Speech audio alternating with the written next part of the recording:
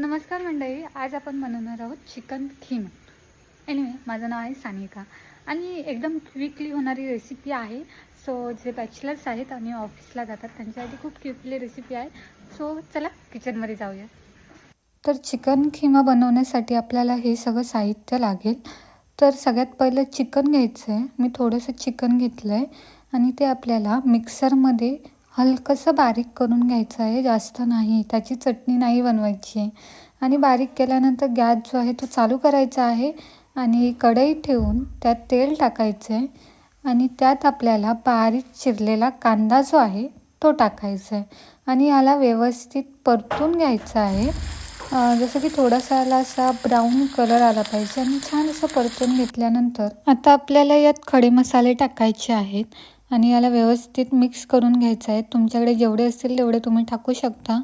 थोडंसं मी लसूण यात ॲड केलेलं आहे आणि आला लसूण पेस्ट जी आहे ती यात ॲड करून व्यवस्थित मिक्स केलेलं आहे. आणि त्यानंतर यात टॅमॅटो टाकायचा आहे आणि टॅमॅटो चांगला शिजवायचा आहे यात.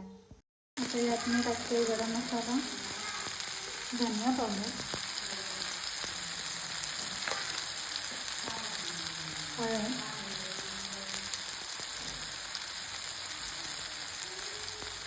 कश्मीरी लाल मिरची पावडर. काही मसाले जे आहेत ते ऑप्शनल आहेत, तुम्ही तुमचे घरगुती मसाले वापरू शकता. आणि ह्यात जो चिकन खीमा आहे तो मिक्स करायचा. पहिले जे मसाल्यांचं मिश्रण होतं ते व्यवस्थित मिक्स करून घ्यायचं आणि ह्यांना छान एकजीव होईपर्यंत मिक्स करायचं. आता हे सगळं मिक्स झाल्यानंतर ना थोडंसं पाणी ह्यात टाकायचं आहे जेणेकरून ते शिजावं. आणि याच्या वासाने बघा आमच्या मांजराला पण भूक लागली होती.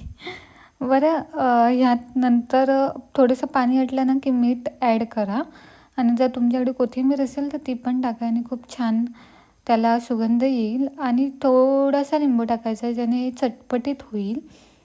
आणि त्यानंतर याला व्यवस्थित मिक्स करून घ्यायचं आहे.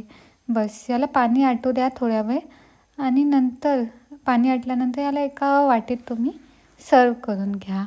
तर इथे रेडी आहे आपला चिकन खीमा. आणि बघा पाहुणे आले सुद्धा.